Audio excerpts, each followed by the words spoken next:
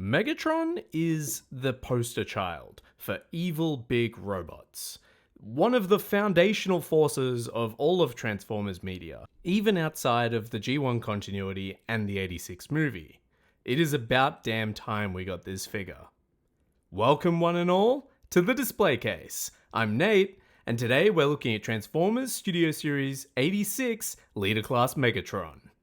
Starting out with the box, we've got a step counter for the transformation on the left, as well as some beautiful art of Megatron in his bot and tank mode on the right, alongside some Transformers branding down the bottom there. That awesome Megatron art wraps around the right side of the box. You can see a little bit of Autobot City in the background, as well as the Autobot logo and some more Transformers branding. The back of the box holds some interesting tidbits. We get some nice renders of Megatron in his robot and tank modes, as well as a short description of what he's doing in the movie, as well as a screenshot from the movie itself, which I always appreciate. I do miss when they had descriptions like this on every box, but luckily this one has no typos. Also a quick note is that on the box, the figure actually has no silver outline around the Decepticon symbol in either his bot or vehicle mode. Just an interesting tidbit to take note of for later. Another interesting tidbit is this arm that appears, and it's clearly Megatron's arm, but just painted blue. I'm really not sure what this is supposed to be. I'm assuming it's meant to represent Starscream, because it's holding Megatron's blaster mode. And maybe they just ran out of time and chose to color Megatron's arm blue instead. On the left side of the box, we have more artwork of Megatron reversed from the front with the name Megatron and some Studio Series branding.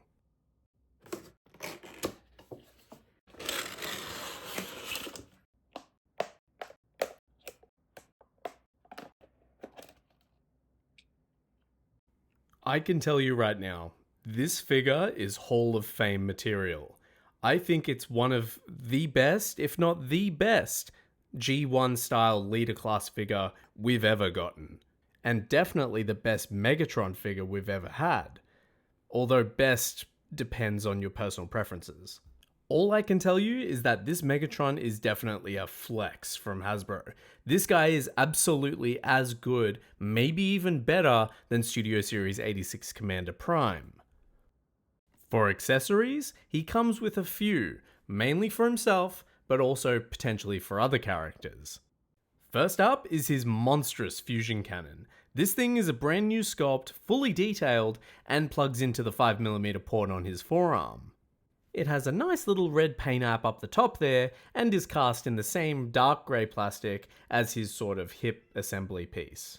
It also has a 5mm port on the front, but it kinda sucks because it's inset, and say if you want to use the same blast effects that come with the Dead Autobot 2-packs, you can't because they just won't fit unless you use the really small thin one. This is kind of one of the more disappointing pieces because who wants a little thin blast coming out of Megatron's fusion cannon? The previous Earthrise fusion cannon actually could do this, and I really like that it's compatible, but I really wish the new one could do it as well. Speaking of, let's compare the two. Here's the new Studio Series fusion cannon versus the previous Earthrise one. You'll notice that the new one is slightly longer, whereas the old one's slightly thicker, and the connection point that connects to the arm sits a little bit more forward on the new version. I do appreciate the new one's aesthetic a lot more, as well as that little paint app, but I do wish it could use more blast effects. That's just a real shame. Megatron also comes with the laser sword that he uses to slash Optimus Prime with in the 86 movie. It's painted in this nice purple with a nice pink sort of beam coming out of it. You can put it into his hand by opening up his fingers and just sort of pushing it into that 5mm hole. Although I do think it could have been a little bit longer, I do appreciate that they didn't go with breakable clear plastic for it, because then it would have been a real issue. Instead, they've given it this really nice pink metallic sheen. His last accessory is less for Megatron and more for one of his lackeys, like Starscream. And that would be Megatron's gun mode. Now I'm really happy that they've included this because obviously lately they've sort of been sidestepping Megatron transforming into a gun, but they're still acknowledging it, and giving us the accessory really bridges that gap for me quite nicely. The accessory has black detailing on the top and the front for the scope and the barrel, as well as a small little Decepticon symbol. It's very cute. And luckily, this version of Megatron can hold all three of the big blast effects, and quite nicely I might add. It's a very nice and tight fit. So you can have Starscream just mowing down the entire shuttle crew without worry. Don't even worry about it. You'll love it, in fact. The new blaster is actually a little bit different from the previous blaster that we got that came with the Earthrise Centurion Battle Pack. The old one doesn't have the Decepticon symbol, but can remove the barrel from the blaster itself, having a nice little gun mode, which is kind of cool. However, you can't actually use it with the current version of Megatron, because this version here was built so that figures with full block hands could hold it, not with opening hands. So without tension from the front and the back, it just falls out. Both of those accessories can slot in on the back of Megatron. The sword plugs into a 5mm port, and the gun plugs into a little peg. I love when figures like this have storage options for their weaponry. However, I do feel like there are some key Megatron accessories he is missing, and luckily, we have a couple of alternatives we can try. First up is Megatron's iconic mace that he only used for one episode. A version of this mace comes with the same Centurion pack as that other Megatron blaster, and it can just plug into Megatron's hand the same way, thankfully. While this option does look good from an official standpoint, I'm not a huge fan of how wavy it is, so I think there's a better solution that we can find. And that solution came from a really unlikely place, actually from the YOLO Park G1 Megatron model kit. This mace is fully articulated and can be plugged into the hand, or not into the hand, actually you have to remove the hand. If you unplug that and then plug in the mace just into where the hand slot goes, you should then be able to connect it without issue. It stays in securely and it looks really good with all those articulated points. You can put it into really any pose. And what's really cool is that if you get the YOLO Park model kit, it also comes with an extra 2 accessories that this version of Megatron is missing. Firstly, the key to Vector Sigma, which is a good static piece for Megatron to hold in a display. And secondly, the blaster that's supposed to be Blitzwings that Megatron uses to kill Optimus Prime in the 86 movie. This one actually comes unpainted in the set, so you will have to add some of your own paint, but it is an amazing looking piece once you get it into Megatron's hands, and it is easy to do so. Now, giving Megatron the old size comparison to Commander Class Optimus Prime, you can see he stands slightly taller, which I love. I think they've nailed the scale here, and I'm very happy that Megatron is the size supposed to be. We can also compare him to Leader Shockwave, Leader Soundwave, and Voyager Starscream, and I think this sizing is absolutely perfect. As is the scale with the other Decepticon Deluxes, the 3 Reflectors, Vortex, and Run Amok.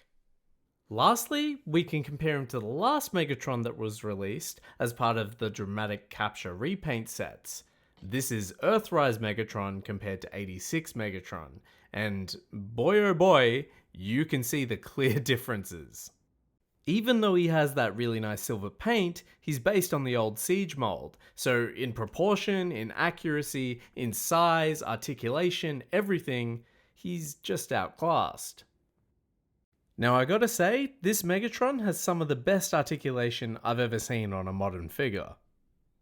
Megatron's head is on a ball joint which can move side to side and a little bit up and down, but you can also enhance it by untabbing the chest piece, pushing the head down a little bit, closing it back up, which allows for a bit more downwards movement. He's also got a shoulder joint that goes out 90 degrees, rotates all the way around, rotates at the bicep, and a single jointed elbow that bends more than 90 degrees. He's also got ball jointed rotating wrists, as well as an index finger and I guess the rest of the fingers that are individually articulated with 2 points each. He's also got a really cool double butterfly joint in his chest that can also pop out to give him a little bit more range. All of that plus an unhindered waist swivel, hips that go out 90 degrees, forward and back, as well as a thigh swivel and a knee that goes in more than 90 degrees. On top of that, he's got feet that go all the way forward with a 90-degree tilt and a little bit back. So unless I've missed one, I think this is the most articulated Megatron I've ever seen. That added foot articulation just brings it to a whole nother level, not even mentioning the port on his backside that can connect to a flight stand, allowing for some pretty awesome aerial posing. So obviously I think this figure is good, but nothing's perfect. I think there are still some ways they could have made it better. Firstly, the Decepticon insignia. On Commander Optimus Prime, we got this really nicely white outlined Autobot symbol. On this version of Megatron, we're getting this weird silver outline, which really wasn't in the cartoon and is brand new for this figure. I'm not sure why they've done it, but I would have appreciated that accuracy and consistency. Other than that, I think his shoulders could have been a little bit more broad, but that's a real nitpick. This transformation was challenging, intuitive, and rewarding. I don't think I ever had a point where something didn't connect or disconnect with a satisfying tactile snap. And the way that the figure rotates, slides, folds into and out of itself to make up the tank mode, as well as utilizing the articulation in some ways to get those joints moving, is really satisfying. Especially when it comes to the fact that the figure barely has any, actually no, it doesn't have any kibble at all on it, which I absolutely adore. This is one of the best cases of kibble management I've ever seen in my time holding Transformers.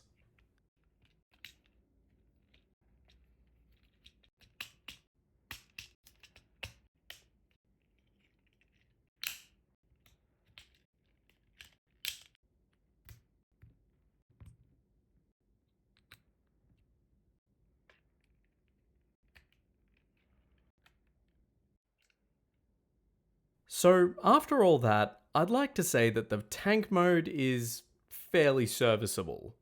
And by that, I mean, it looks like a tank. It's got the nice detailed sculpt, it's got the treads, it's got the cannon, but it's not entirely perfect.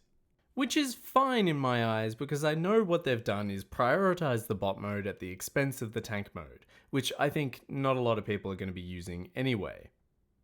The tank mode also has a little bit of articulation in that it can rotate its turret from the rear, which does look a little bit weird.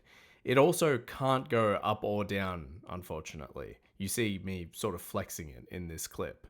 And because Megatron's gun barrel also becomes the tank barrel, it's also compatible with the entire suite of blast effects. This is, however, where I will give it to the Earthrise mold for making a better looking tank. Although it is, I recognize it is a different type of tank, it's still bigger and looks tougher. However, because of how much the 86 mold blows the Earthrise one out of the water, it's kind of null and void. I do know though that a lot of people are looking for a way to turn this guy into his original alt mode, if you know what I mean.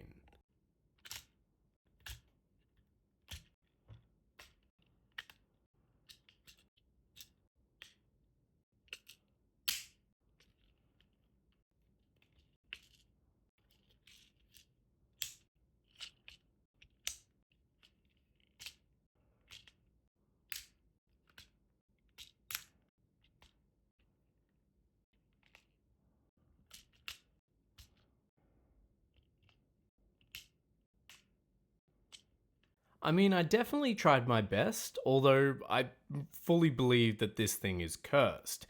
It's sort of amalgamation between tank mode and robot mode. But hey, as a fan mode, it might be good. I'd be keen to know what other people have done as well, if it's better than this one. Overall though, this Megatron is excellent. It's the creme de la creme. It is one of the best things that Hasbro has made since they started Siege way back when.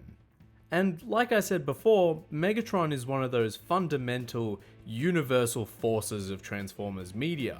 Sometimes it barely feels like Transformers without him. So my thoughts are this. Finally, we have a foil for Studio Series 86 Optimus Prime. Finally, we have a good Megatron figure with amazing articulation and a near perfect sculpt. So overall, I think this guy is the best Megatron we have ever gotten, and probably the best we're going to get in a long while. So you should get him while you can, because he's definitely one of the best figures of the year for me. Thank you so much for watching my video. I really hope you enjoyed it. If you want to see more, I've got plenty on my channel. Feel free to like, subscribe, or even leave a comment with your own thoughts. I look forward to reading them. Thanks again, and we'll catch up soon.